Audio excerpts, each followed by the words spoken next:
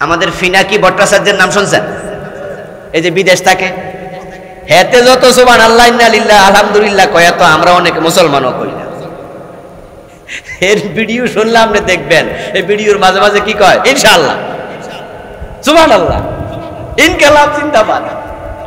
জুলাই বিপ্লবের মাধ্যমে এখন বাংলাদেশ ডান পন্থার দিকে আগাচ্ছে, বামপন্থীরা রামপন্থীরা পালিয়েছে।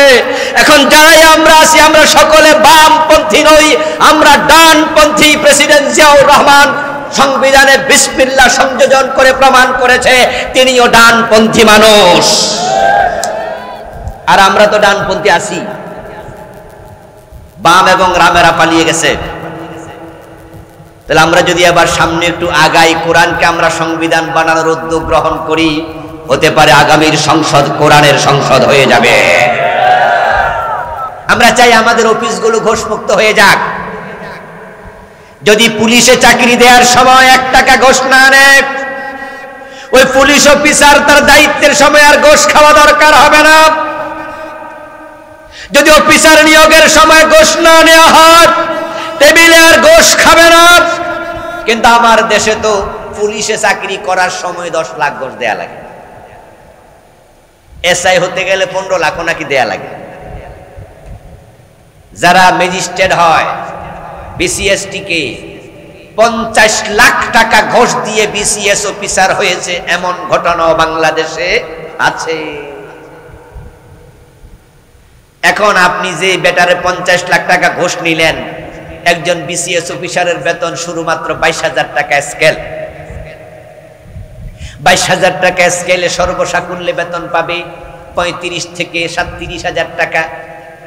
তাহলে এই বেটা ঘোষ দিছে 50 লাখ, 37,000 টাকা মাসে দিলে বেটার বাড়ি খরচ আছে, পরিবার খরচ আছে, ঘর ভাড়া আছে, বৌজি আছে, মাসে টিকবে কত? তো 50 লাখ তুলবে কোন দিন, এটা বেটা বোঝে। এই জন্য বেটা প্রথম দিন থেকে সিদ্ধান্ত নেয় আগে 50 লাখ তুলে। ওই পুলিশকে নিয়োগ দিতে 10 লাখ খাইছেন না? ও বেটা শুরুতে বাবা আগে 10 লাখ তুলি। যদি আপনি সৎ নেতা চান, দুর্নীতিমুক্ত সমাজ চান, তাহলে কিছু ভালো মানুষকে নেতা বানান যারা ঘোষ খাবে না। কোরআন হচ্ছে আমাদের মুক্তির একমাত্র কিতাব, এটা মুসলমানের সংবিধান। এবং দেশে সব মানুষ যেন কোরআন মানে, তাই জমিনে কোরআনের আইন কায়েমের জন্য চেষ্টা করবে। এটা কোনো দলের কিতাব? চুপ করে থাকেন না ভাইয়েরা, কথা বলেন। এটা কোনো দলের কিতাব? তাহলে কোরআন কায়েমের চেষ্টা কি কোনো দল করবে, না আমরা সবাই করব? ইয়েস। এটা কোনো দলের কাজ না, ব্যক্তিগতভাবে কোনো দল এটা করবে এটা না। দল করলে ভালো, করুক, কিন্তু এটা আমাদের সবার কাজ। বাংলাদেশে যতগুলো দল আছে, সকল দল কোরআন কায়েমের কাজ করে তো? 54 বছর যারা দেশ চালাইছে, তারা কোরআন দিয়ে চালাইছে তো? চালানোর কোন চিন্তা তাদের মাথায় ছিল তো? বাংলাদেশে কিছু হুজুররা এটা করছে, কিছু হুজুররা ইসলামী দল বানাইয়া তারা কোরআন কায়েমের কাজ করতেছে। তো এই দেশে হুজুরের সংখ্যা বেশি না সাধারণ মানুষের সংখ্যা বেশি? এই যে আজকের মাহফিলের দিকে তাকাই দেখেন না, এখানে একটা ফাজিল মাদ্রাসা, আমরা হুজুররা ওয়াজ করতে আসছি, তারপরেও এখানে যে কয়জন লোক আছে, হুজুর তো 20%ও নাই, বাকি 80% আপনারা সাধারণ মানুষ। তো এখন হুজুররা আছে 10%, 12% সারা বাংলাদেশের মানুষের মাঝে। এখানে আমি মাঠের কথা বলছি 20%। সারা বাংলাদেশে আমরা হুজুর আসি তো 10-12%, বাকি 90% তো সাধারণ মানুষ। তা আমরা 10-12% চাইছি, হয় না ইসলাম কায়েম। কারণ কোরআন কায়েমের জন্য সবাই কাজ করতে হবে, শুধু এক দল 2 দল দিয়ে হবে না। কোরআন যেহেতু কোনো দলের না, তাই সব দল মিলে কোরআনের পক্ষে আসা লাগবে, ঠিক না? যারা আসবে তারাই জান্নাত পাবে, তারাই মুক্তি পাবে। দিন কায়েম হলেও পাবে, দিন কায়েম না হলেও পাবে। আর আপনারা যারা আসেন নাই, কোরআনের আইন কায়েমের চেষ্টা করেন নাই, আপনি ধরা খেয়ে যাবেন। আল্লাহ তাআলা বলেন, ইয়া আইয়ুহাল্লাযীনা আমানুত্তাকুল্লাহ হাক্কা তুকাতিহ ওয়ালা তামুতুন্না ইল্লা ওয়া আনতুম মুসলিমুন। হে ঈমানদারগণ, তোমরা আল্লাহ তাআলাকে ভয় করো যেভাবে ভয় করা উচিত, যথাযথভাবে ভয় করো,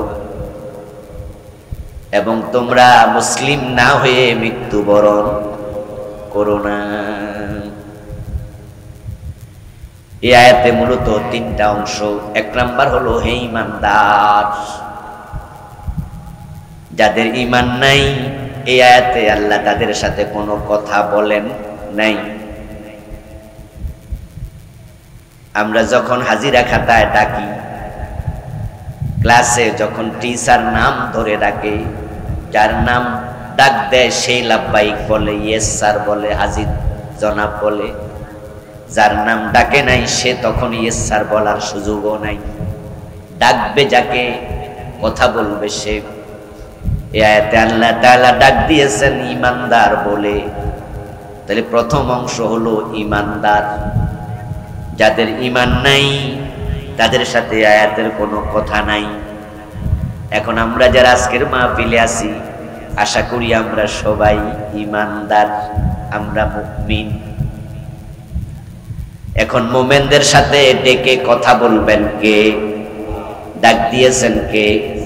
ইয়া আইয়ুহাল্লাযীনা আমানু, ও ঈমানদারেরা। এই আহ্বানটা আমার না, আল্লাহর। এটা আমার মুখ থেকে বের হয়েছে, কিন্তু কথাটা আমার কথা নয়। আল্লাহ তাআলা যখন ডাকবেন, আল্লাহর ডাকে সাড়া দেয়া নফল না ফরজ?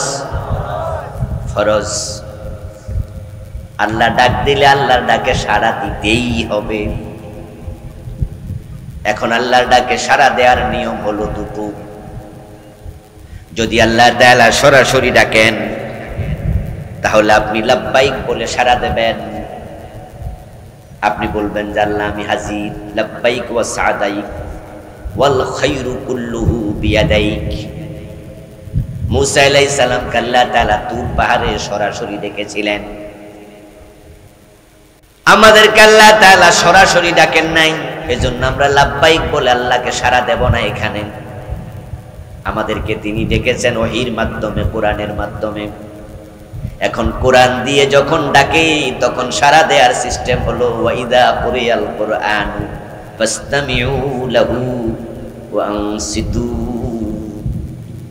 যখন কোরআন পড়া হবে, কোরআন থেকে বলা হবে, তখন তোমরা কি বলা হলো তা কান দিয়া, দিল দিয়া, মনোযোগ সহ শুনবে। ফাসতামিউ লাহু, ফাসমাউ বলেন নাই, সামিআ ইয়াসমাউ, ইস্তামাআ ইয়াস্তামিউ। শব্দ দুটা আলাদা, বাব আলাদা, এজন্য অর্থ হবে আলাদা। যদিও মাদ্দা, মূল অক্ষর একটাই, সিন মিম আইন। আমরা নামাজে যখন রুকু থেকে উঠি তখন কি বলি? সামি আল্লাহু। ওমা কথা কয় না কা ভাইরা, কি পড়েন? রুকু থেকে উঠতে কি পড়েন? সামিয়া। সামিয়া মানে শোনা।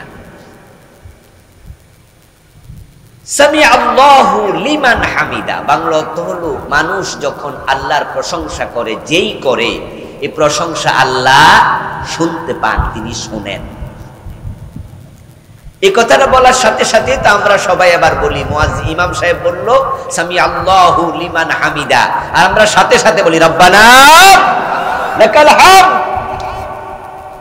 আমাদের আল্লাহ যেহেতু সকল প্রশংসা শোনে, সেহেতু আমরা সাথে সাথে বলছি আল্লাহ তোমার জন্য প্রশংসা করছি আমরা। সামিআ মানে শোনা, কিন্তু কোরআন যখন পড়ে তখন সামিআ নয়, ফাসমাউ নয়, তখন ইস্তামা। ফাসতামিউ। সামিআ মানে শোনা, মনোযোগ থাকতে পারে নাও থাকতে পারে, কিন্তু যখন ইস্তামা হবে, ফাসতামিউ হবে, তখন শুধুমাত্র মন দিয়ে, আপনার কান দিয়ে শুনলে হবে না, কানের সাথে মনও থাকতে হবে। এই জন্য বলে মনোযোগ। যোগ মানে কি? অ্যাটাচড, সম্পৃক্ত করা, যোগ, 2 যোগ 2 কত হলো?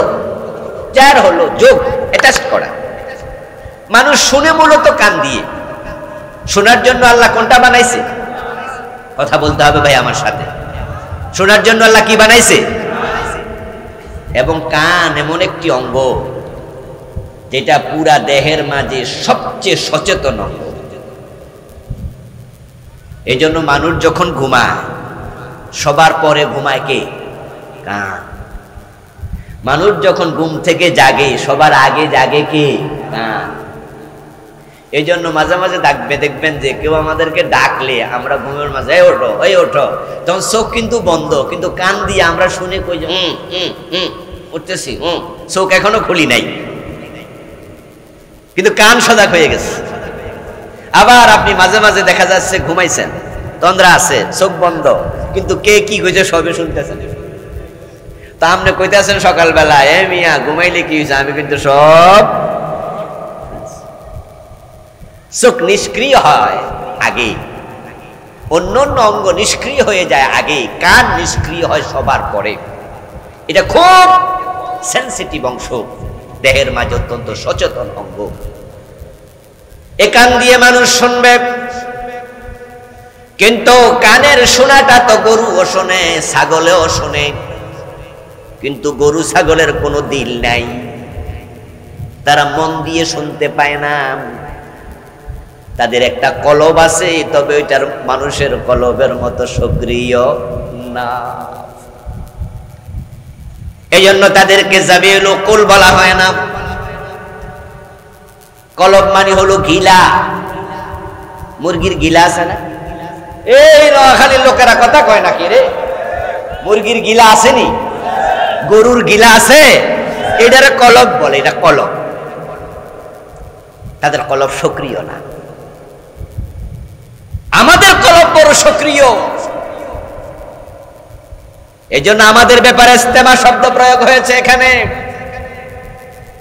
আপনারা যারা হাল চাষ করেন, হাল চাষ করলে গরুরে কিছু শব্দ বলেন না? এই হেই হেই হেই হেই হেই হেই করলে গরু আড়েনি। আবার যদি থামাইতে চান তখন কি কন? হ হ হ হ, দেখবেন যে হে থাইমা যায়। তাহলে বোঝা গেল শোনার মতো কান তারও আছে। আচ্ছা, হে যে হেই বুঝলো, হ বুঝলো, এবার যদি তারে আপনি বলেন যে গরু আমি একটু বাড়িতে যাইতেছি, তুই একটু খাড়ায় থাক, এগুলো তো বুঝবে না, না আর বুঝবে না। কান আছে, কিন্তু সে বেশি বুঝার ক্ষমতা তার আর নাই। আপনি যদি গরুরে ঘর থেকে বের করে বলেন যে গরু ওই যে আমাদের ক্ষেতটা আছে না, ওখানে হাল চাষ করবো, তোরা দুজন মিলে ওখানে জায়গা, আমি আধা ঘন্টা পর আইতেছি, যে খাড়াই থাকবো, এটা যাইবো, সে হু হই হই কয়েকটা বোঝে, পরে আর না। আমার বন্ধু, মানুষের কলব আছে, মানুষের কলব আবার 2 প্রকার। কিছু মানুষের কলব গরু ছাগলের মতোই নিষ্ক্রিয় হয়ে গেছে, ওদের কাছে আর বুঝ নাই, তারা চোখ দিয়ে যা দেখে ওটাও তারা চশমা দিয়ে দেখে। তাদের সামনে কালো চশমা, তাই দুনিয়া কালো, রঙিন চশমা দুনিয়া রঙিন, সাদা চশমা দুনিয়া সাদা। আসল চোখের পাওয়ার তাদের নাই, তাদের বুঝের পাওয়ারও নাই। লাহুম কুলুবুন লা ইয়াফকাহুনা বিহা ওয়া লাহুম আযানুন লা ইয়াসমাউনা বিহা ওয়া লাহুম আ'য়ুনুন লা ইউবসিরুনা বিহা উলাইকা কাল আনআম। আল্লাহ বলে চোখ আছে দেখে না, কান আছে শোনে না, কলব আছে বোঝে না, ওরা হলো গরু ছাগলের মতো। বাল্যহম আদাল, বরং আরো নিচে। এজন্য কোরআন থেকে তারাই শুনবে যাদের ইস্তেমা করার যোগ্যতা আছে, কলব সক্রিয়। কান দিয়া তারা শুধু শুনবে না, কানের সাথে মন লাগাইয়া শুনবে, তাহলে কোরআনের কথাগুলো কলবের মাঝে তাসির।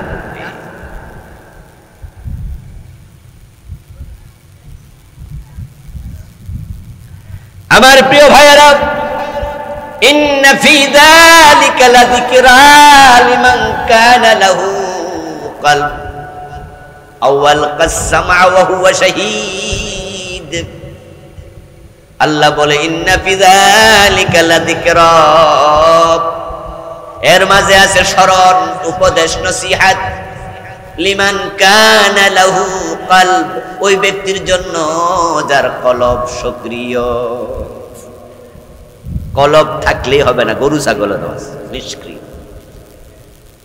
এখন আপনারা যারা আমার সামনে আছেন, আওয়াল কাসামা, কান দিতে হবে, মনোযোগ দিতে হবে। তাহলে আল্লাহর কথা একবারে মনোযোগের সাথে শোনার জন্য রেডি আছেন তো ইনশাআল্লাহ? মনোযোগ দিয়ে শুনবেন। কোরআন এমন এক কিতাব, হতে পারে একটি আয়াত আপনার হেদায়েতের জন্য যথেষ্ট। নবীজি সাল্লাল্লাহু আলাইহি সাল্লাম বলেছেন, ইন্নী লা আ'রিফু আয়াতাম মিনাল কুরআন লাউ আখাযাহান নাস কুল্লুহুম লাকাফাতহুম, আমি কোরআনের একটি আয়াত জানি, তামাম দুনিয়া যত মানুষ আছে, যেমন আজকের পৃথিবীতে মানুষ আছে 800 কোটির মতো। কত কোটি? প্রায় 800 কোটি। নবীজি বলছেন যে কোরআনে একটা আয়াত আমি চিনি, ইন্নী লা আ'রিফু আয়াতাম মিনাল কুরআন লাউ আখাযাহান নাসু কুল্লুহুম, এই 800 কোটি মানুষ যদি সবাই মিলে ওই একটা আয়াতকে ধরে, ধারণ করে, লাকাফাতহুম, তাদের দুনিয়া আখিরাতের জন্য, মুক্তির জন্য, শান্তির জন্য একটা আয়াত যথেষ্ট হয়ে যাবে। একটা আয়াত। কিলা ইয়া রাসূলুল্লাহি আইয়াতু আয়াহ, কোন একজন সাহাবী দাঁড়ালেন, ইয়া রাসূলুল্লাহ সে আয়াতটা কোনটা?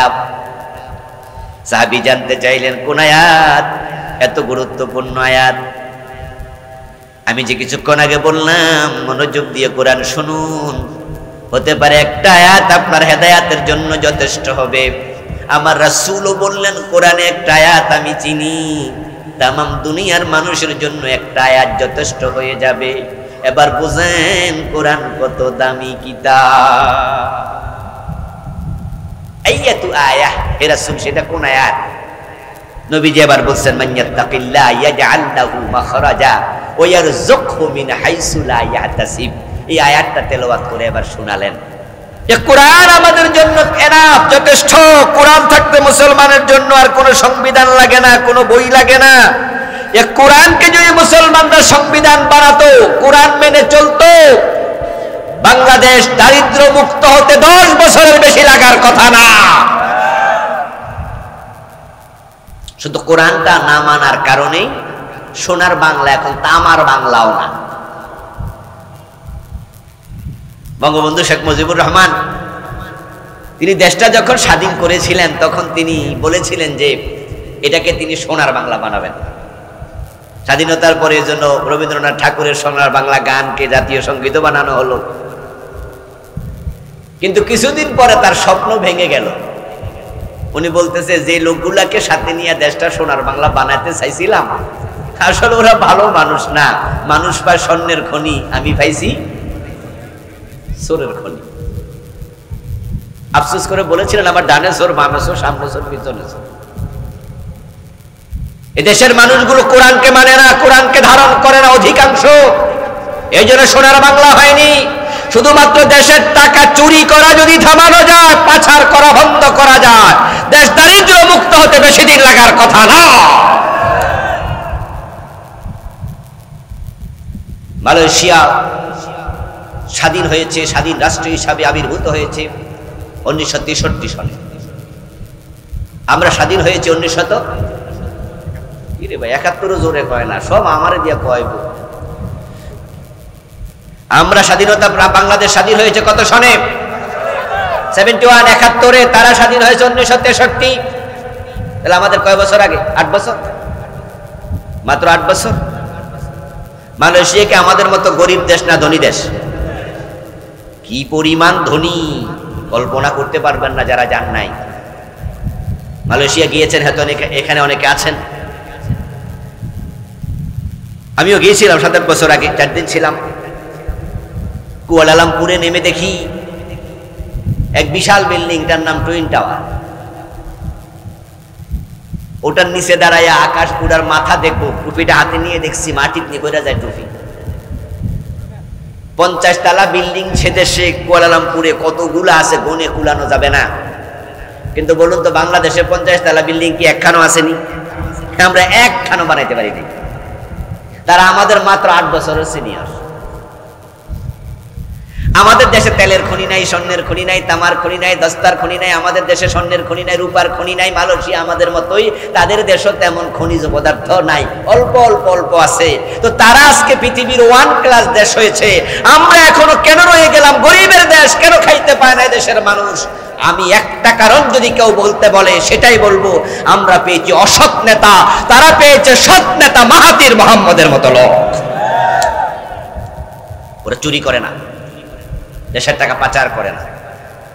এ কোরআন হচ্ছে চুরির বিরুদ্ধের কিতাব নাকি চুরির পক্ষের কিতাব? কোরআন ধরো, কোরআন মানো।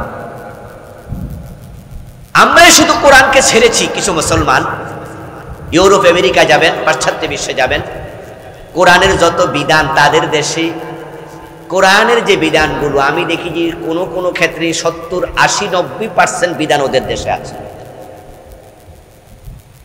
আমি গত 29 তারিখ জাপানে গিয়েছিলাম। এই 29 তারিখে 2 দিন ছিলাম মাত্র, দেশে চলে আসছি আবার। ছোট্ট একটি ট্যুরে গিয়েছিলাম। আমি হিরোশিমায় গিয়েছি, নাগোয়ায় গিয়েছি। 2 দিনে আমি অনেক সফর করেছি, প্ল্যান ছিল আগেই। জাপানের রাস্তায় আমি একটা কাগজের টুকরা দেখি নাই, ময়লা দূরের কথা। তারা অসুস্থ কেন হবে? আর আমাদের দেশে নাকে ময়লা, গালে ময়লা, খাবারে ময়লা, তা আমরা অসুস্থ কেন হব না? জাপানে 100 বছরের বেশি বেঁচে আছে এমন লোকের সংখ্যা কয়েক হাজার। ওদের বয়সের সীমা বেঁচে থাকা সবচেয়ে পৃথিবীতে বেশি। এবার আপনাদের কাছে আমি জিজ্ঞাসা করি, পরিষ্কার পরিচ্ছন্নতার কথা বেদ, বাইবেল, গীতায় বেশি না আল্লাহর কোরআনে বেশি? পবিত্রতা তারা মানে, সুস্থ তারা থাকবে না, আপনি থাকবেন? প্রিয় ভাইয়েরা, আমেরিকায় যান, ইউরোপে যান, দেখবেন যে কেউ মিথ্যা কথা বলে না, কোন দোকানদার মানুষ ঠকায় না। আল্লাহ তাআলা আমাকে পৃথিবীর অনেকগুলো দেশ দেখার সুযোগ দিয়েছে, চোখে দেখে বলছি। এই অগাস্ট আমেরিকায় ছিলাম 3 দিনে, নিউ ইয়র্কে কনফারেন্স ছিল। এর আগে গিয়েছি আরো 3বার 4বার। আলহামদুলিল্লাহ, দেখার সুযোগ পেলাম। ওখানে যে কোনো ব্যবসায়ী মানুষকে ঠকাবে, মিথ্যা কথা বলবে, এটা তারা ভাবেও না। এবার বলুন তো, কোরআনে মিথ্যা বলা যাবে না, খেয়ানত করা যাবে না, ওজনে কম দেয়া যাবে না, এই কথাগুলো আছে না নাই? তো কোরআন আমরা মানলাম না, হেরা মানল। আল্লামা ইকবাল রাহিমাহুল্লাহ, উনি তো ভারতের মানুষ ছিলেন। দেশ বিভক্ত হওয়ার আগে তো পুরাটাই ভারত ছিল। উনি বিলেত থেকে সফর করে দেশে আসেন। বিলাত মানে লন্ডন, ইউকে। উনি বিলেত থেকে ফিরে এসে তখন তার অভিজ্ঞতা শেয়ার করতে গিয়ে বলেছিলেন যে, আমি বিলাত ইসলাম পেয়েছি, মুসলিম পাই নাই। আর ভারত উপমহাদেশে মুসলিম পেয়েছি, কিন্তু ইসলাম পাই নাই। এখানকার লোকেরা সব আব্দুল্লাহ, সব আব্দুর রহমান, এরা টুপি মাথা দিয়ে চুরি করে। ওরা পাঞ্জাবি গায়ে দিয়ে মালে বেজাল দেয়, মানুষ ঠকায়, হজ করেছে বোনের হক দেয় না, জোর জুলুম করে পরেরটাও খায়, নিজেরটাও খায়, প্রয়োজনে জাল দলিল করে খায়।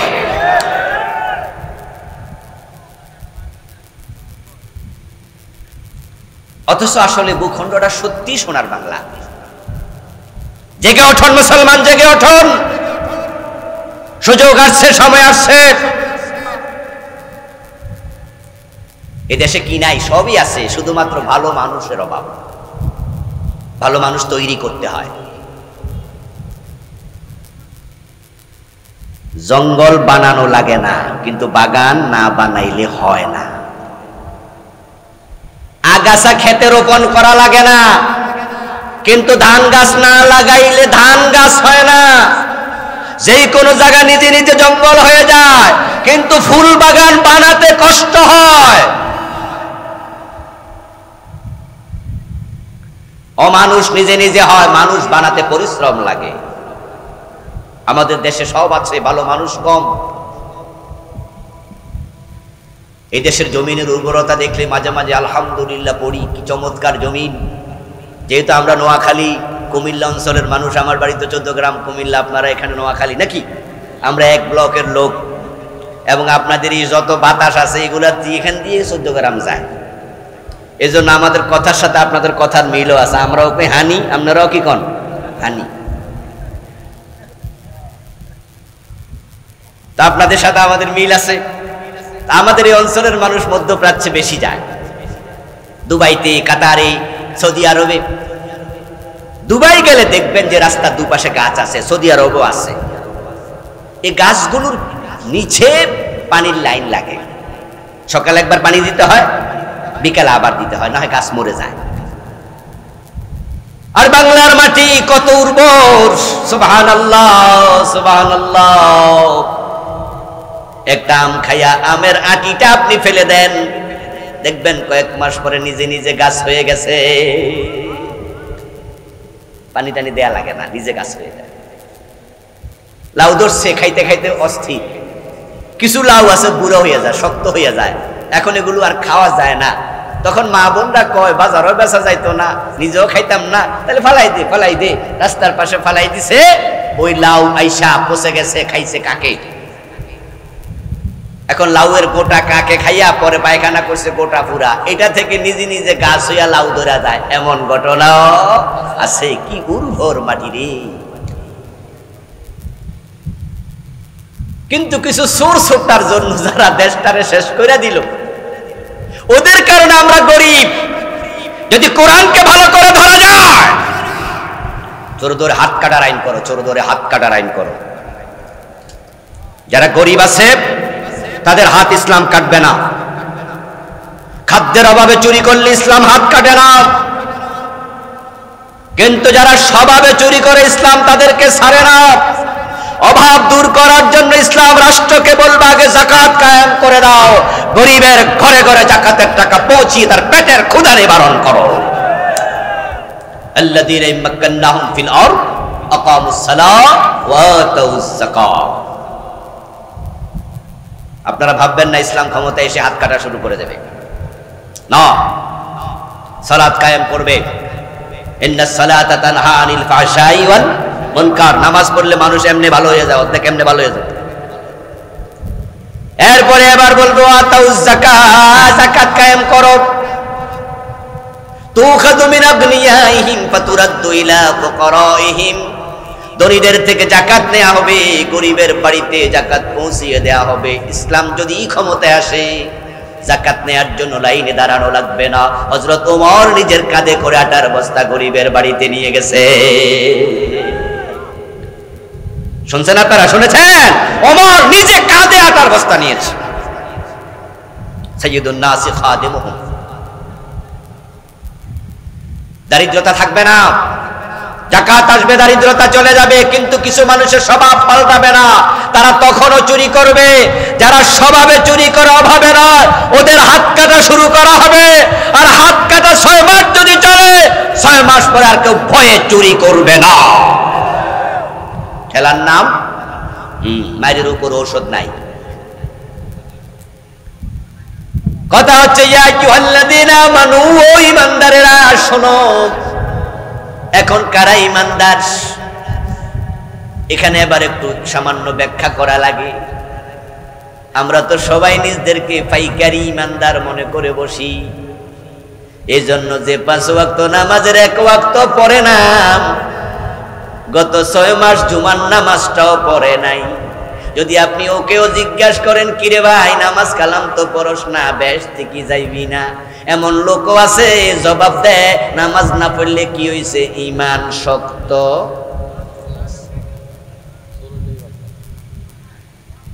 কয় চোর আর কি, তবে মানুষ খারাপ না, চোর হইল ঈমানদার চোর। আমাদের দেশের মানুষ আসলে ঈমানদারটা কে এটা বুঝতে তারা অনেকে ভুল করে। তারা মনে করে কালেমা পড়ছি লা ইলাহা ইল্লাল্লাহ মুহাম্মাদুর রাসূলুল্লাহ, মুমিন হয়ে গেলাম। এজন্য সে মনে করছে আমি মুমিন। আমি বলি দোস্ত, এই লা ইলাহা ইল্লাল্লাহ কালেমা পড়লে যদি মুমিন হওয়া যেত, তা আব্দুল্লাহ ইবনে উবাই কি কালেমা পড়ে নাই? এই আলেম ওলামা ভাইয়েরা, আপনারা একটু কথা বলেন না। আব্দুল্লাহ ইবনে উবাই কি কালেমা পড়ে নাই? কার হাতে হাতে হাত রেখে ঘুরছে? ওরে বাবা, দুনিয়ার সেরা মানুষের হাতে। আপনি আর আমি কালেমা পড়ছি মক্তবের হুজুরের কাছে, আর আব্দুল্লাহ ইবনে উবাই কালেমা পড়ছে মুহাম্মাদুর রাসূলুল্লাহ সাল্লাল্লাহু আলাইহি ওয়াসাল্লামের কাছে। কিন্তু আব্দুল্লাহ ইবনে উবাই মুমিন না মুনাফিক? ছোট মুনাফিক না বড় মুনাফিক? জান্নাতি না জাহান্নামী? জাহান্নামের কোন জায়গায় থাকবে? ফিত দারকিল আসফাল, এর নিচে আর নাই। ফেরাউন নমরুদের রয়েছে। কালেমা পড়লে যদি মুমিন হওয়া যেত, তাহলে কাদিয়ানির কি দোষ? যারা কাদিয়ানি, তাদের ব্যাপারে আমাদের ফতুয়া, তারা মুমিন না কাফের? তো কাদিয়ানি কি নামাজ পড়ে না? তাদের কি মসজিদ নাই? তাদের আত্তাহিয়াতু পড়ে না? তো নামাজের মাঝে আত্তাহিয়াতুতে আছে আশহাদু আল্লা ইলাহা ইল্লাল্লাহু ওয়া আশহাদু আন্না মুহাম্মাদান আবদুহু ওয়া রাসূলুহু। তো কাদিয়ানিতে কালেমা প্রতিদিন বারবার পড়ে, তাদেরকে কাফের ফতুয়া কেন দিলেন? তারা তো কালেমাওয়ালা। কাদিয়ানির মুয়াজ্জিন কানে আঙ্গুল ঢুকায়া দিনে 5 বার এলান ফুকারে জোরে জোরে বলে আশহাদু আল্লা ইলাহা ইল্লাল্লাহ আশহাদু আন্না মুহাম্মাদার রাসূলুল্লাহ। তাদের আজান হুবহু আমাদের মতোই। শিয়াদের সাথে আমাদের আজানের কিছু বেমিল আছে, কিন্তু কাদিয়ানীদের সাথে আমাদের আজানের কোনো বেমিল নাই। আমরা যে আজান দেই, কাদিয়ানী হুবহু একই আজান। তো কাদিয়ানির মুয়াজ্জিন না কানে আঙ্গুল দিয়া কয় আশহাদু আল্লা ইলাহা ইল্লাল্লাহ, তা আপনারা বলছেন তুমি কাফের, তো এই না কালেমা বললো। ঘটনাটা কি আসলে? কালেমা পড়লে কাফের নয়, মুমিন নয়। আবার বলবেন হুজুর সকালেও মসজিদে গেছি, দুপুরেও গেছি, আসরেও গেছি, মাগরিবেও গেছি, এশায়ও গেছি, তো মুমিন না হলে নামাজে গেছি নাকি? আমার রাসূল বলেন ইয়াতিয়ানান নাসি জামানুন ইজতামিউনা ফিল মাসাজিদি লাইসা ফীহিম মুমিনুন। এমন একটা জামানা আসবে, যে জামানার মানুষগুলো মসজিদে জামাতের সাথে নামাজ পড়বে, কিন্তু তাদের মাঝে ঈমানদার একজনও থাকবে না। সব নামাজি বেঈমান, ইমামও কাফের, মুয়াজ্জিনও কাফের, মুসল্লি সব কাফের, অথচ তারা 5 ওয়াক্ত নামাজ জামাতের সাথে পড়বে। এই হাদিস দ্বারা বোঝা যায় নামাজিদের ভিতরও কাফের আছে। নামাজ পড়ে ইমামের পিছনে দাঁড়াইয়া 5 ওয়াক্ত, আবার দরবারে যাইয়া পীরের পায়ে সেজদা দেয়, নামাজও পড়ে পীরকে সেজদাও দেয়। এমন কিছু লোক বাংলাদেশে আছে না নাই? যারা মেজবান্ডারের মুরিদ, তারা কি সব বেনামাজি? যারা আটরশির মুরিদ, সবাই কি বেনামাজি? যারা দেওয়ানবাগের মুরিদ, তারা কি সবাই বেনামাজি? দেওয়ানবাগের মুরিদ দেওয়ানবাগের পীরকে সেজদা দিত, আমার চোখ সাক্ষী, আমি নিজে দেখেছি তাকে সেজদা করছে। বছর 2 আগে আটরশি গেছিলাম ঘুরতে, আমার নিজের চোখ সাক্ষী, দেখলাম কবরে 2 জন সেজদায় পড়ে আছে। কথা কইয়া তো লাভে নাই, এ তো গড় ফটতায় মুশরিক, সেজদা দে করে। এখন আটরশিও কিন্তু মসজিদ আছে, বিশাল মসজিদ ভাই, সুন্দর মনোরম মসজিদ, 5 ওয়াক্ত নামাজ। ওখানে মাগরিবের নামাজটা সেদিন আমি পড়েছিলাম। আটরশি দরবারে যখন ঢুকছি তখন মাগরিবের সময় হলো, কিন্তু আমি পৌঁছে যখন মসজিদে ঢুকলাম তখন দেখি আপনার সালাম ফিরে ফেলছি। ওই হুজুরের পিছনের নামাজটা আমার পড়া লাগে নাই, আল্লাহ আমারে বাঁচাইছে। তো আমার সাথে 2-3 জন ছিল, আমরা আলাদা জামাত করছি। এর পাশে হচ্ছে মাজারটা। পরে ঘুরতে বাইরে এলাম, মাজারে গিয়ে দেখি 2 জন সেজদায় পড়ে আছে। আমার সাথে ওখানকার ছাত্র ছিল 2-3 জন, তারা আমাকে দেখে চিনে ফেলছে। তো পরে এবার হুজুর আপনি আসছেন, আমি ঘুরতে আসছি। আমি বললাম এই দেখো কিভাবে সেজদা দিচ্ছে। তখন 2 ছাত্র যাইয়া 2টার এখানে কলারে ধরছে, কলারে 2টা টাইনে তুলছে, তুলে কই এই বেটারা দেখোস না লেখা আছে কবরে সেজদা করিবেন না, এই মানুষ না কেন? আমি পোলাপানকে কইলাম এই পোলাপান, আমি যখন আটরশি দরবারে ঢুকতেছিলাম আমার পায়ের জুতা নিয়ে ঢুকতে পারি নাই, জুতা খুলে লাইছে আমার। দারোয়ান লাঠি লইয়া খাড়াই রইছে, যখন জুতা পায়ে ঢুকতেছি দুইটা দারোয়ান এসে বলতেছে, এই জুতা পায়ে দিয়ে ঢোকা নিষেধ, জুতা হাতে নিন। আমি ভাবলাম যে ওখানে ঝগড়া কইরা পরে পরিবেশ নষ্ট করা দরকার নাই। তা আমি বললাম, কিরে ভাই, আমার জুতা খোলার জন্য দারোয়ান আছে, ওখানে তো গেটে লিখে দিলেই পারতো যে জুতা পায়ে প্রবেশ করিবেন না, তো দারোয়ান রাখলো কেন? কারণ তারা বোঝে যে এই সাইনবোর্ড সবাই মানবে না, আমিও জুতা পায়ে দিয়ে ঢুকে যাইতাম দারোয়ান না থাকলে, তো এখানে শুধু লিখলা কেন কবরে সেজদা দেবেন না? যারা সেজদা দেয় তাদেরকে দৌড়ানি মারার জন্য লাঠিওয়ালা দরকার আছে না নাই? তো এখানে লাঠিওয়ালা কোথায়? মাজারের পাশে মসজিদ, নামাজিও আছে, কবরে সেজদাওয়ালাও আছে।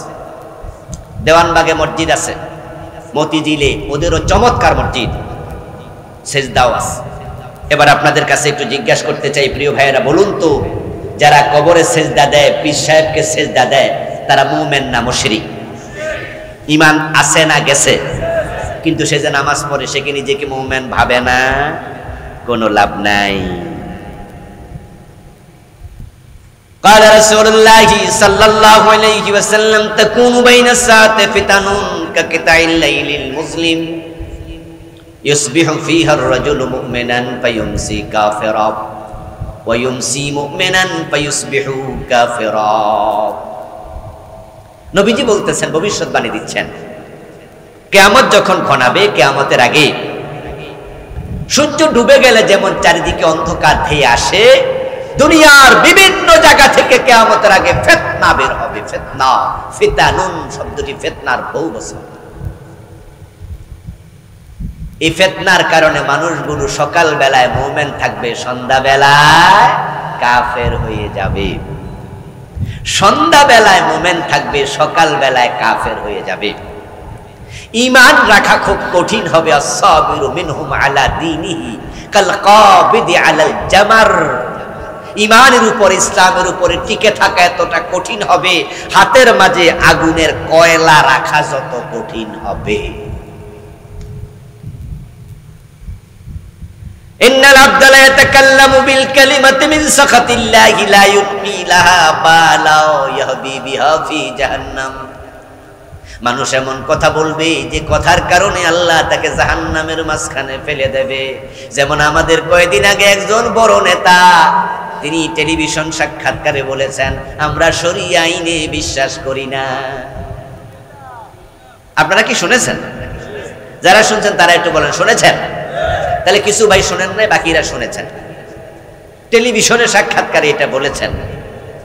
উনি বুঝে বলছেন না না বুঝে বলছেন এটা আমি জানি না, কিন্তু এই কথা যদি কেউ বলে তার ঈমান থাকবে না, কারণ শরিয়ায় মানে ইসলাম। তো শরিয়া মানি না মানে ইসলাম মানি না। ও দোস্ত, কেন মানো না? শরিয়া মানলে সমস্যা কি? সমস্যা আছে। সমস্যা হলো, শরিয়া মানতে গেলে চোর ধরে হাত কাটো, ডাকাত ধরে শুলে দাও, জেনা করলে পাথর মারো, অবিবাহিত হলে বেত লাগাও, মদ খাইলে 80 বেত লাগাও।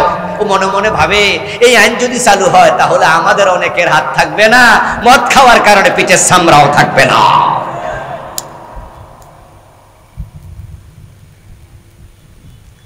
এর জন্য শরিয়া আইনের কথা শুনলে কিছু ভাই চমকে ওঠে, ভয় পায়।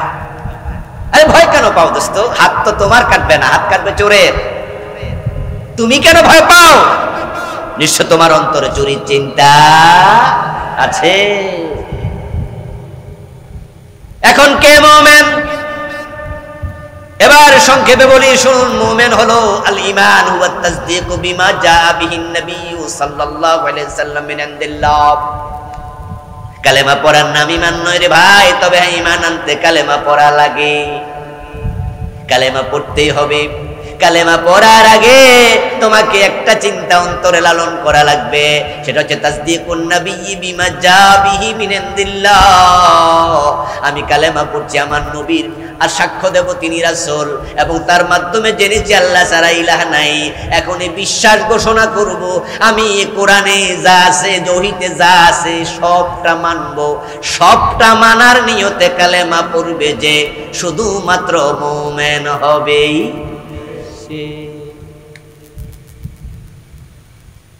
তাসদীকুন নবী বিমা জাআ বিহি মিন ইনদিল্লাহ। ফাহুয়াল ঈমান। কালেমা নয়, কালেমা নয়, আরে কালেমা তো হিন্দুরাও পড়ে।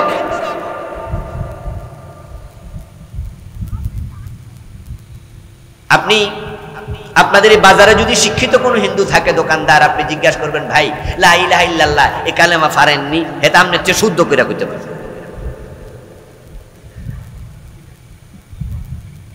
আমি সাভার এক মসজিদে খতিব ছিলাম কিছুদিন মানে অনেক দিন, 14 বছর। যদি আমার মাদ্রাসা ঢাকায়, জুমা পড়াতাম সেখানে। আমার মসজিদের পিছনে একজন হিন্দু দোকানদার ছিল, ঔষধ দোকানদার হিন্দু। আমি দাঁড়িয়ে আছি তার পাশে, ওষুধ কিনবো, দেখি একটা আরেকজন কাস্টমার ওষুধ কিনতেছে আমার আগে দিয়া। তো ওষুধ দেয়া শেষ, এবার আমি নেব। কাস্টমার জিজ্ঞাসা করতেছে, ডাক্তার সাহেব এই ওষুধ খাইলে রোগ সারবে তো? হিন্দু ডাক্তার জবাব দিল, আরে মিয়া ওষুধও কি রোগ সারায়? রোগ সারায় আল্লাহ। ওষুধ হলো ওসিলা, খাইয়া দেখেন। ভাই রে, আমার অন্তরটা কাইপা উঠলো। আমি কই এমন বিশ্বাস তো অনেক মুসলমান ডাক্তারেরও নাই। হিন্দু মিয়া কইলো নাকি? আচ্ছা, তার এই কথার কারণে আমরা তাকে মোমেন বলবো? আমার দোস্ত, এই যে সাদা কাগজ, এর মাঝে আপনি বাংলায় লিখে নেন লা ইলাহা ইল্লাল্লাহু মুহাম্মাদুর রাসূলুল্লাহ। তারপরে আবার অশিক্ষিত মানুষের ভান ধরে ওই শিক্ষিত হিন্দুর দোকানে চলে যান, যাই আপনি তাকে বলবেন, ভাইজান এই কাগজে জানি কি লেখা আছে, একটু পড়বেন নি? এখন শিক্ষিত হিন্দু ভদ্রলোক সে সরল মনে আপনার কাগজটা হাতে নিয়ে বাংলা রিডিং করলো, লা ইলাহা ইল্লাল্লাহু মুহাম্মাদুর রাসূলুল্লাহ। আপনি সাথে সাথে কাগজটা টান দিয়ে হাত থেকে আইনা কইলেন, ভাইজান মুসলমান বানাইয়া দিছি। সে বলবে, রাম রাম রাম। এই কি কইলেন আমারে? আপনি মুসলমান বানাইছেন কবে? এই ভাই চালাকি করবেন না, আমি কিন্তু মোবাইলের মাঝে অডিও ক্লিপ চালু করে রাখছিলাম, পকেটে মোবাইল, অডিও চালু। এখন আপনি তাকে এবার মোবাইলে টিপ দিয়া শোনাচ্ছেন লা ইলাহা ইল্লাল্লাহু মুহাম্মাদুর রাসূলুল্লাহ। এই নিজেরটা শুনতেছে নিজের কানে, সেও শুনলো, সে আসলে বলেছে এই কালেমা। আপনাদের কাছে আমি জিজ্ঞাসা করি, আসলে কি এই কালেমা পড়লে এমনি মুসলমান হওয়া যায়? তাহলে গিরিশচন্দ্র সেনের কি দোষ? বেটা তো পুরা কোরআন শরীফে পড়ছে। মুমিন হওয়ার জন্য শর্ত হলো কোরআনের বিসমিল্লাহর বা থেকে মিনাল জিন্নাতি ওয়ান নাসের সিন পর্যন্ত যত হরফ আছে, যত শব্দ আছে, যত বিধান আছে, সবগুলো মানতে রাজি থেকে তারপর কালেমা পড়া লাগে। এখন কোন মানুষ যদি বলে আমি কোরআন মানি না, আমরা বলবো তুমি কাফের। যদি কেউ বলে আমি 15 পারা মানি না, আমরা বলবো তুমিও কাফের। যদি কেউ বলে 29 পারা মানি, 1 পারা মানি না, সে কি? যদি কেউ 113 সূরা মানি, 1 সূরা মানি না, সে কি? যদি কেউ কয় 1 অক্ষর মানি না, সেও কি কাফের। এই কারণে তো কাদিয়ানি কাফের, কারণ তারা কোরআন মাজিদের সব মানে কিন্তু বিশ্ব নবীকে শেষ নবী মানে না, তাই তাদের ঈমান শেষ। আমরা কাদিয়ানীদের কোন দোষে দোষী না, কারণ কাদিয়ানীদের টুপি আছে, দাড়ি আছে, পাজামা আছে, পাঞ্জাবি আছে, পাগড়ি আছে, তারা 5 ওয়াক্ত নামাজ পড়ে, রমজানে রোজা রাখে। কাদিয়ানীরা বাংলাদেশ থেকে হজেও যায়, সব ঠিক আছে, শুধু একটা বিধান মানে না, নবী মুহাম্মদ শেষ নবী, তাই তাদের ঈমান নাই। ইবলিস শয়তান আল্লাহর ইবাদত করতে করতে মুআল্লিমুল মালাইকা হয়ে গেছে। ইবলিস শয়তান জমিনে এত বেশি সেজদা দিয়েছে, কোন আলেম তাদের কিতাবে লিখেছেন 1 বিঘত জায়গা জমিনে পাওয়া যাবে না যেখানে ইবলিসের সেজদা পড়ে নাই। সে এত বড় আলেম ছিল, এত বড় আবেদ ছিল, কিন্তু আল্লাহ বলছে আদম রে সেজদা করো, সে মানে নাই। ঈমান আছে না গেছে? এবার আপনাদের কাছে আসছি, বলুন তো দয়া করে একটু আওয়াজ দিয়ে বলেন, ইবলিস আল্লাহর আইন কয়টা মানে নাই? কাদিয়ানি মানে না কয়টা? তারা মুমিন না কাফের? ঈমান আছে না গেছে? এ কোরআনের আইন আমরা বাংলাদেশে কয়টা মানি না? ও বাপ নাই। চোর ধরে হাত কাটি না, ডাকাত ধরে শুলে দেই না, জেনা করলে পাথর মারি না, মদ খাইলে 80 বেত লাগাই না। আল্লাহ বলছে আলা লাহুল খালকু ওয়াল আমর, সাবধান, সৃষ্টি যার, আইন চলবে শুধুই তার। কথাটা কার? আওয়াজ দেন না ভাই, কথাটা কার? তাহলে একটু জোরে বলুন তো, সৃষ্টিকার, আইন চলবে কার? 54 বছরে কার আইন চলছে? আল্লাহর আইন না ব্রিটিশ আইন? তো ব্রিটিশের আইন সাপোর্ট করে আপনি মুভমেন্ট থাকেন কেমনে?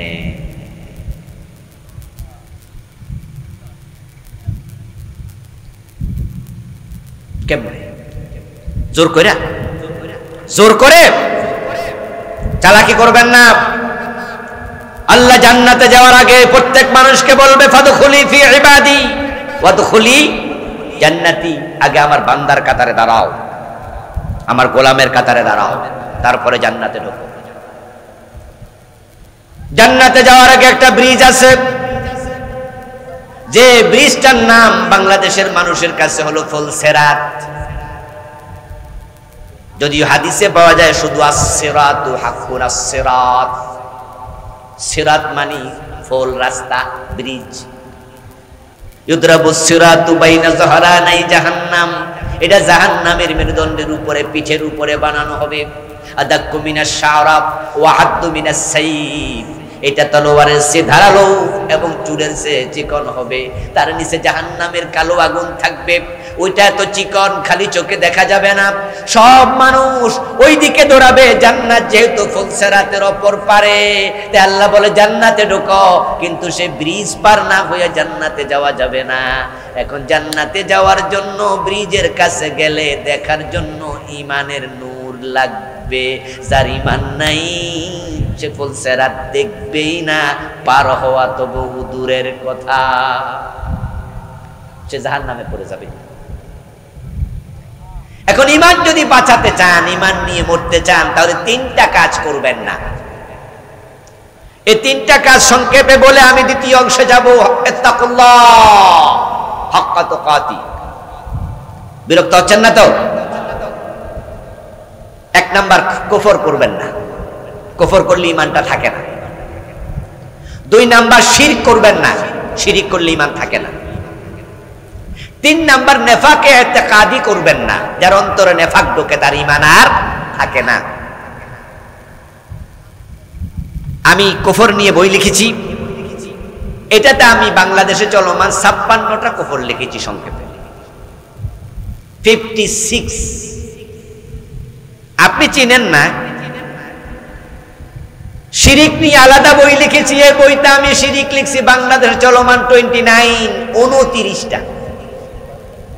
আপনি সব চিনেন না। নেফাক নিয়ে বই লিখেছি, এই বইতে আমি লিখেছি 28টা মুনাফিকের আলামত, কোরআন থেকে হাদিস থেকে। আপনি 3-4টা জানেন, বাকিটা আপনি জানেন না। আচ্ছা, না জেনে বিষ খাইলে কি রোগী মরে না? কথা কইবেন না, বলেন না, না জেনে বিষ খাইলে রোগী মরেনি। তা আপনি জানেন না এটা শিরিক, ঈমান যাবে না।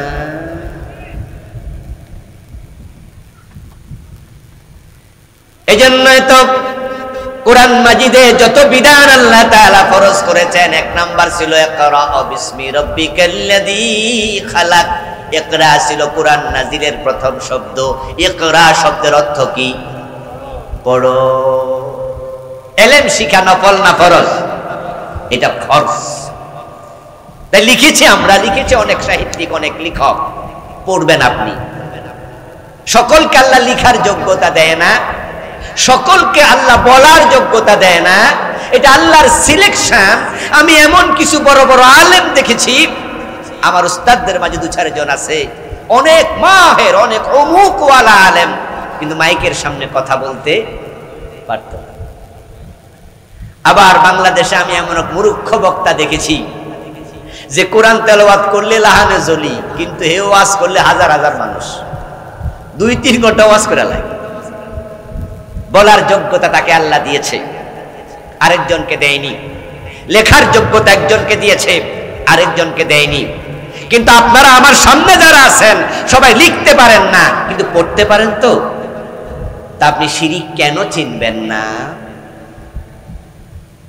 এই বইটা পড়তে তো আপনার 1 ঘন্টা লাগবে, ছোট্ট বই তো, 1 ঘন্টা লাগবে পড়তে, 2 ঘন্টা লাগবে। কিন্তু আপনি শিরিক না চিনে শিরিক করবেন, ঈমান শেষ। কুফর না চিনে কুফর করবেন, ঈমান শেষ। নেফাক না চিনে অন্তরে নেফাক ঢুকায় রাখবেন, ঈমান শেষ। আর ঈমান ছাড়া মারা গেলে কপালে জান্নাত।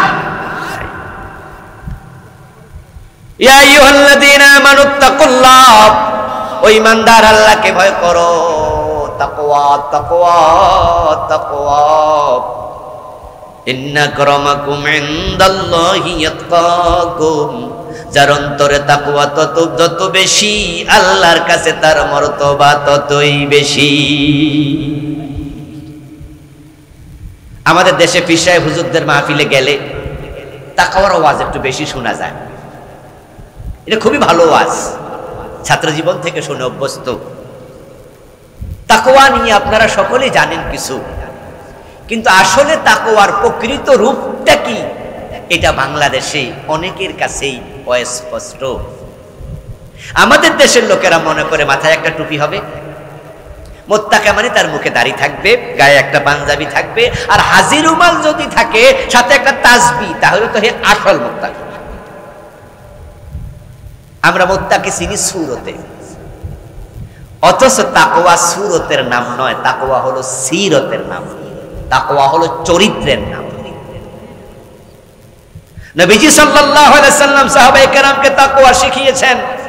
একদিন আলোচনা করতে গিয়ে তিনি 3 বার নিজের কলবের দিকে ইশারা করে বলছেন, আত-তাকওয়া হাহুনা, আত-তাকওয়া হাহুনা, আত-তাকওয়া হাহুনা।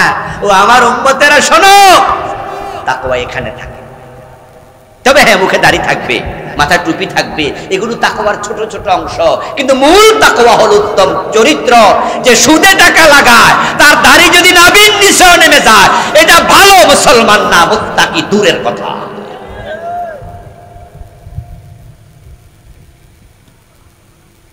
5 ওয়াক্ত নামাজ পড়ে, কিন্তু ঘোষণা দিলে ফাইলে সিগনেচার করে না, এমন নামাজি ঘুষখোর অফিসার আছে না নাই? প্রতি সিগনেচারে 500, প্রতি সিগনেচারে 1000, হের ঘোষের তালিকা দেয়া আছে। বিশেষ করে জমির দলিল যেখানে হয়, সাব রেজিস্ট্রি অফিস, ওখানে গেলে দেখবেন যে শেয়ারেও টাকা খায়। যারা দলিল লেখে বেন্ডার, হেরা কয় যে ভাই আপনি যে জমি দলিল করবেন টোটাল টাকা কত জানেননি? কয় কত ভাই, হিসাব দেন। কয় 3.5 লাখ টাকা লাগবে। তার মাঝে সরকারের ফি এত, দলিল ফি এত, স্ট্যাম্প ফি এত, তো সব মিলিয়ে দিচ্ছে 3,30,000। এবার আপনি বললেন যে ভাই 3.5 লাখ যে কইলেন, আর 20,000-এর হিসাব কই? ওইটা হিসাব দেওয়া যাইব না, এটা টেবিল খরচ। এই 20,000 কেডা খাইব? দূর কথা কয় না আমার ভাইয়েরা, 20,000 কে খাইব? আচ্ছা, টেবিল খায় না টেবিলওয়ালা খায়? তো টেবিলওয়ালার কি সরকারের বেতন দেয় না? আবার খাইব কেন? ওর কথা ছিল সার্ভিস দেবে। ঘোষ খাচ্ছে, প্রতি সিগনেচারে 500,000 ঘোষের টাকা পকেটে ঢুকায়। ইতিমধ্যে জোহরের আজান, হাইয়া আলাস সালাহ, হাইয়া আলাল ফালাহ। এবার বলতেছে, ভাইজান দিলে তাড়াতাড়ি দেন, আজান হয়ে গেছে। ভাই দিলে তাড়াতাড়ি দেন, আজান হয়েছে। বাহ, নামাজি, নামাজ সারা যাবে না। হুজুররা বলছে নামাজ জান্নাতের চাবি, এজন্য চাবি কোনোভাবে মিস করা যাবে না। গোসো খাবে, জান্নাতও ঢুকবে, দুইটা একসাথে চালাবে। প্রয়োজন মসজিদে একটা ফ্লোর নিজে করে দেব, 1000 বস্তা সিমেন্ট আমি একা দিয়ে দিব, যাও। বেহেশত আল্লাহ আমার না দিয়ে উপায় আছে, এমন ভাবে আল্লাহরে দিয়া বুঝাইয়া দিব যে আল্লাহ দেখো না, মসজিদে একটা আমি নিজে বানাই দিছি। পকেটে গোশের টাকা নিয়ে মসজিদে হাজির। এখন ওযু করে মসজিদে ঢুকে নামাজে দাঁড়ায় আল্লাহর সামনে বলে, ইয়াকা না'বুদু ওয়া ইয়াকা নাস্তাঈন। আল্লাহ, আমি শুধু তোমার গোলামি করি, আমি তোমার কাছেই প্রার্থনা করি। আর শের মালিক বলে, গোলাম পকেটে এগুলো কি?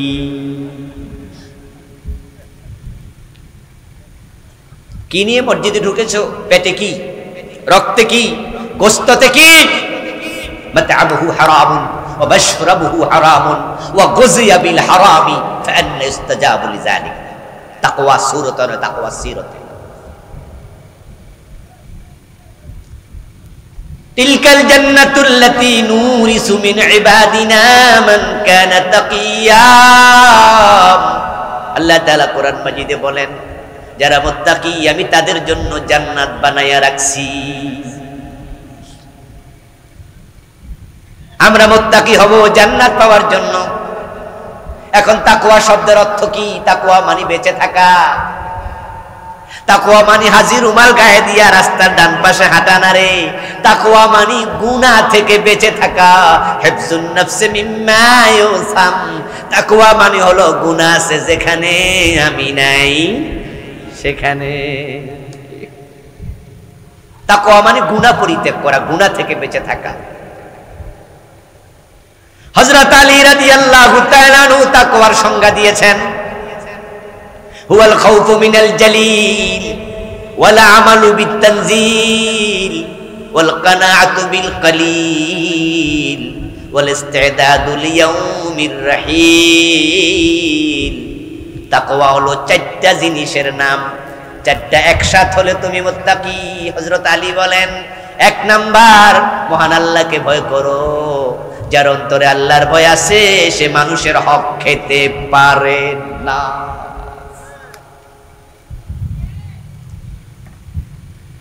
রাতের বেলায় যে আপনি 2 নাম্বার তেল 1 নাম্বার তেল মিশাইছেন, মিশাইয়া এটারে 1 নাম্বার করে চালাই দিবেন। মধুর মাঝে চিনি মিশাইছে, গায়ের মাঝে লিখেছে খাঁটি মধু, অথচ চিনি মিশাইছে। দুধের মাঝে পানি মিশাইছে, কিন্তু দোকানে লিখে দিছে এখানে খাঁটি গরুর দুধ। আরে ভাই বাকিটা কোন না? এরকম লেখা আসেনি নোয়াখালী অঞ্চলে?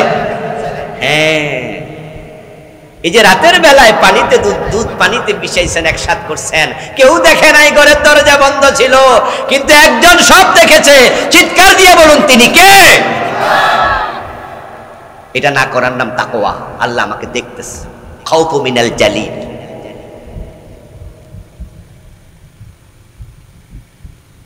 ছেলে 12-13 বছর বয়স, বাবার সাথে একসাথে দোকানে দোকানদারি করে।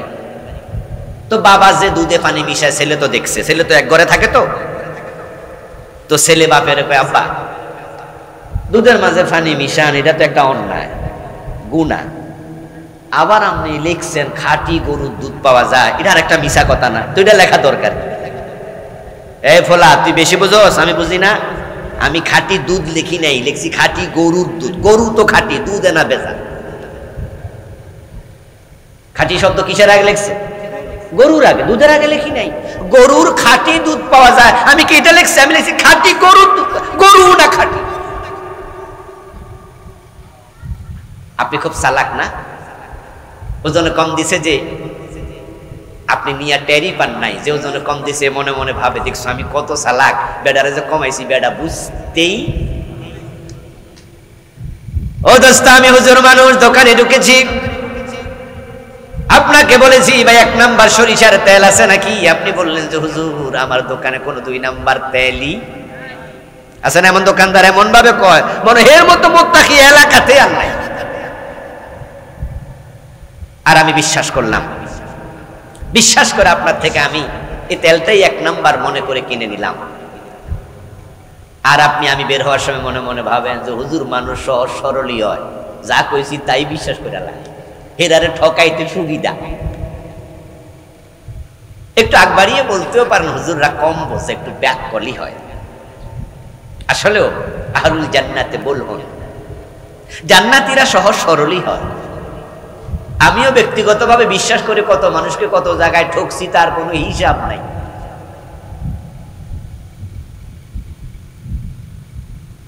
বাড়ি করতেছিলাম একটা ছোট মোটো সাইনবোর্ড, যাত্রা বাড়ি, রড কিনবো, ছেলেরে পাঠাইছি মাহফিলে জুড়ে, গত সিজনের কথা বলতেছি, গত সম্ভবত অক্টোবর বা গত নভেম্বরে। যে বেড়া থেকে রড কিনবে তাকে ফোনে আমারে কথা বলাই দিছে। আমি বলছি ভাই যান, রড দেবে সম্ভবত 10 টনের মতো। আমি বলছি ভাই কম টম দিয়েন না ওজনে। বলতেছে হুজুর বলেন কি, দুনিয়ায় কম দিলে আখেরাতে দেয়া লাগবে না? হেরো আর শুনে তো আমি নিজেই ফানা ফিরলাম।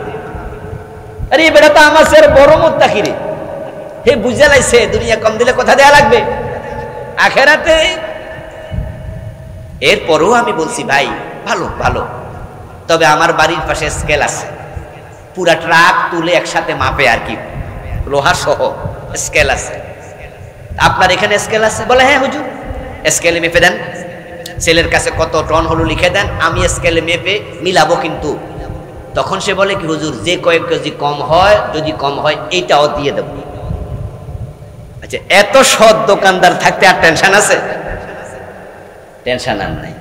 আমার ছেলে আনছে রাতের 12টা বা 1টা বাজে, আমি মাহফিল থেকে ফিরতেছি, আমার ছেলে মেফে বলতেছে আব্বা 2 টন কত কেজি জানি কম, 10 টনের মাঝে 2 টন কত কেজি কম। ভুলে গেছি আমি আসল সংখ্যাটা। এই কথা বলার সাথে সাথে আমি মোবাইল হাতে নিয়ে ফোন দিলাম, দেখি ফোন ধরে না, রিং হচ্ছে আর ধরে না। পরের দিন শুক্রবার ছিল, তো জুমা পরে আমি সাথে সাথে মাহফিল ছিল আপনাদের এই কুমিল্লা ব্লক বা নোয়াখালী ব্লকে আসতেছিলাম। নারায়ণগঞ্জের পাগলা একটা জায়গা আছে ফতুল্লা, ওখান থেকে কিনেছে। আমি ডাইরেক্ট সেখানে গেলাম, যাওয়ার আগে ওসিকে ফোন দিয়েছি, ওসিকে বললাম যে আমি অমুক, আমি আসতেছি এই ঘটনা। ওসি সাহেব বললো আপনি আসেন, আমি দারোগা সহ পাঠাবো আপনাকে। যদিও শেষ পর্যন্ত আমারটা হজম করতে পারেন, আমি পেট থেকে বাইর করে আলেছি, কিন্তু তার ওয়াজ শুনে মনে হয়েছিল এই মাত্র জান্নাত থেকে আইছে। আমরা হুজুর মানুষ তো বিশ্বাস করে ফেলি, বিশ্বাস করে ঠকে যাই। তোমার কাছে আমি ব্যাককল, আমি বুঝি না, কিন্তু দোস্ত শোনো, আসলে আমি ব্যাককল নই, আমি সরল। আমি নিজেকে অন্যকে নিজের মতো ভাবি, আমি ভাবি আমি যেমন ঠকাই না, সে কেন আমাকে ঠকাবে? তোমাকে বিশ্বাস করেছিলাম, তুমি বিশ্বাসের মর্যাদা দিতে পারোনি, তুমি বিশ্বাসঘাতক, তুমি বিশ্বাসঘাতক।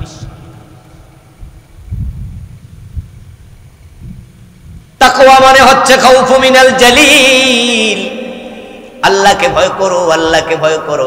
ওয়াল আমালু বিতানজিল, তাকওয়া মানে হলো আল্লাহর নাজিল করা কোরআনের আলোকে আমল করো। কোরআনে পর্দার কথা আছে? ভাইরা কথা বলে না কেন আমার ভাইরা? পর্দার কথা আছে? আপনার মেয়ে বোরকা ছাড়া স্কুলে যায় কেমনে? আপনার যুবতী মেয়েটা কলেজে বোরকা ছাড়া যায় কেমনে? আপনার নিজের স্ত্রী বোরকা ছাড়া হাসপাতালে, বাবার বাড়ি, নানার বাড়ি, মার্কেটে যায় কেমনে? যে স্বামী তার স্ত্রীকে পর্দা করায় না সে দায়ুস, যে বাবা তার মেয়েকে পর্দা করায় না সে বাবা দায়ুস, যে বড় ভাই তার বোনকে পর্দা করতে বলে না সে বড় ভাই দায়ুস। আর হাদিস হচ্ছে দায়ুস জান্নাতে প্রবেশ করবে না। সুদে টাকা লাগাইয়া জান্নাত খোঁজো, তুমি কিসের মুত্তাকি সাচ্ছ? প্রিয় ভাই আমার, ইমাম সাহেবের পিছনের কাতারে দাঁড়ায় নামাজ পড়ে, অথচ সুদে টাকা লাগাইয়া রাখছে। সুদে টাকা এনে বাড়ি বানায়, সুদে টাকা এনে গাড়ি কিনে, সুদে টাকা এনে ছেলে বিদেশ পাঠায়, সুদে টাকা এনে এটা সেটা করে। সুদ খাওয়া, সুদ দেওয়া, সুদ লিখা, সুদের সাক্ষী থাকা সমান গুনাহ। 1 টাকা সুদ খেলে 36 বার হয় জিনার গুনাহ। মান আকালা দিরহাম রিবা ওয়া হুয়া ইয়ালাম আন্নাহু ওয়াশাদ্দু মিন 36 জিনা। 36 বার ছাড়ো বেশি। 1 টাকা সুদ খেলে 43টা বড় বড় কবিরা গুনাহ হয়। আইসারহু আন ইয়ানকিহুর রাজুলু উম্মাহ, সবচেয়ে ছোটটা হলো মায়ের সাথে জিনা করা। পাঞ্জাবি গায়ে দিলে মুত্তাকি হওয়া যায়? ওয়াল আমালু বিতানজিল, কোরআন আমল করো, কোরআন আমল করো। ওয়াল কানাতু বিল কালিল, হযরত আলী বলেন তাকওয়ার 3 নাম্বার অংশ হলো তুমি স্বল্পে সন্তুষ্ট থাকো, হালাল কম এসেছে খুশি থাকো, হারামের দিকে তাকাইও না। আর হালাল ভাবে কোটি টাকা আসলো অসুবিধা নাই। হযরত ওসমান বড় ধনী মানুষ ছিলেন, কিন্তু অনেক গরিব সাহাবীও ছিল, দিনে 1 বেলা খাইছে কিন্তু হারাম খান নাই। হারাম খাওয়া যাবে না। ওয়াল কানাআতু বিল কালিল, স্বল্পে সন্তুষ্ট হবেন ভাই।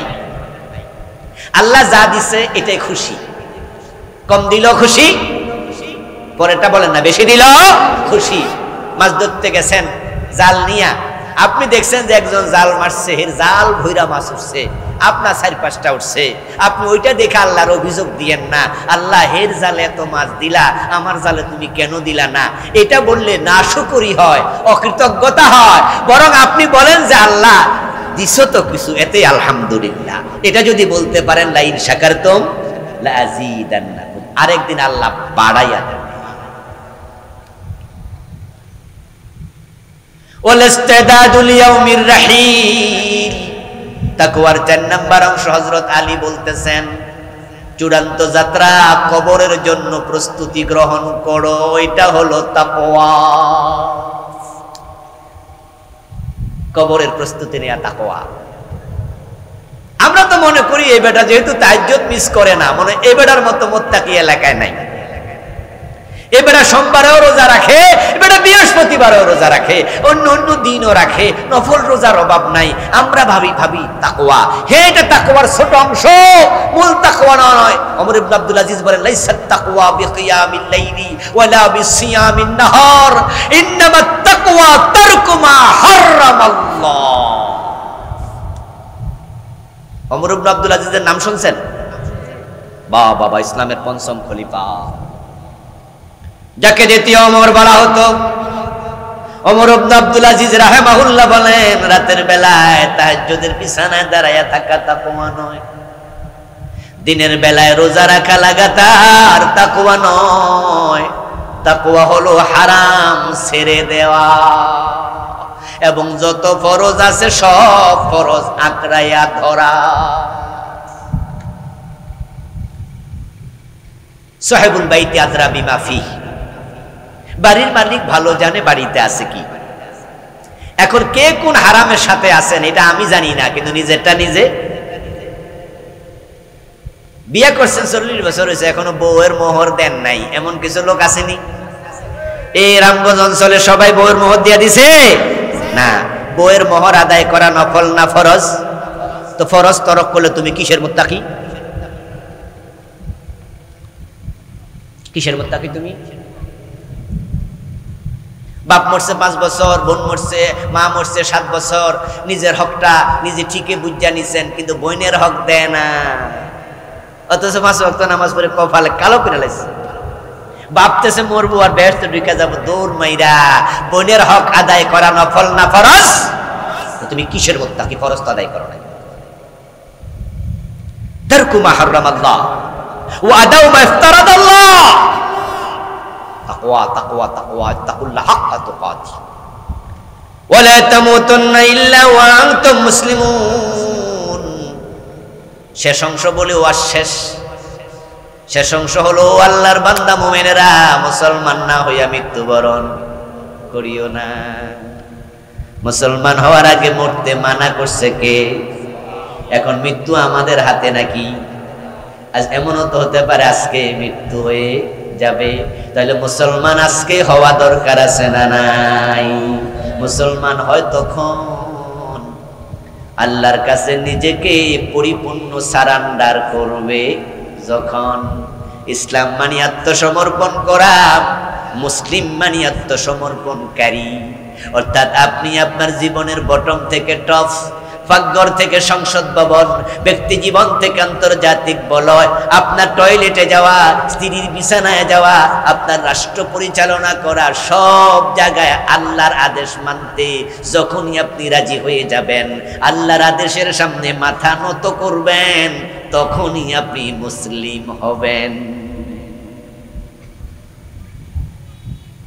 কিন্তু আমাদের অবস্থা হলো আমরা অধিকা মুসলিম। আমরা মসজিদে ঢুকি যখন কোন পা দিয়ে? প্রিয় ভাইরা একটু কথা বলেন না, কোন পা দিয়ে বের হই? কোন পা দিয়ে? এখানে আমরা কেউ দ্বিমত করি? আল্লাহু আকবার বলে নামাজ শুরু করি, সালাম ফিরিয়ে নামাজ আমরা শেষ করি। ইমাম যদি ভুল করে আমরাও ভুলের সাথে একমত না লোকমা দেই?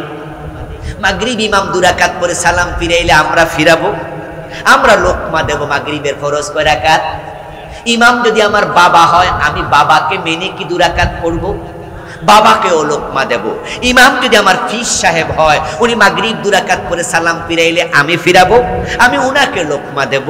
আমি আল্লাহর কথা মানে, আমি আল্লাহর কাছে আত্মসমর্পণ করেছি। কিন্তু সেই আমি আল্লাহর কথা মসজিদে ঠিকই মানলাম, কিন্তু আদালতের চেয়ারে হাকিম হয়ে যখন বসি, আল্লাহর আইনে একটা মামলার রায়ও আর দিলাম না।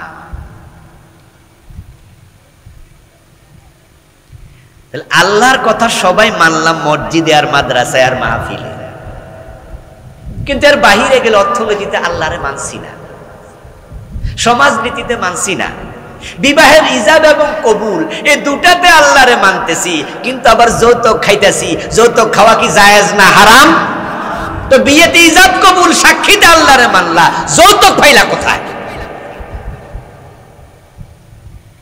এই জন্য যে ব্যক্তি কিছু মানে কিছু মানে না, সে আসলে মুমিনই না। কিসের মুসলিম? আমার ওয়াজ মনে আজকে একটু হার্ড হয়ে গেছে, ঠিক না? কি করি বলেন তো, নরম করে দেব? নরম হলো ওই লোকদের কথা যাদের কাছে মুরিদ হইলে আর নামাজও লাগে না। আছেন আমার মুখতার, আছেন আমার ব্যারিস্টার, শের বিচারের হাইকোর্টেতে তিনি আমায় করবেন পার, আমি পাপী, তিনি জামিনদার, টুনটুনা টুনটুন দোতারা বাজাচ্ছে।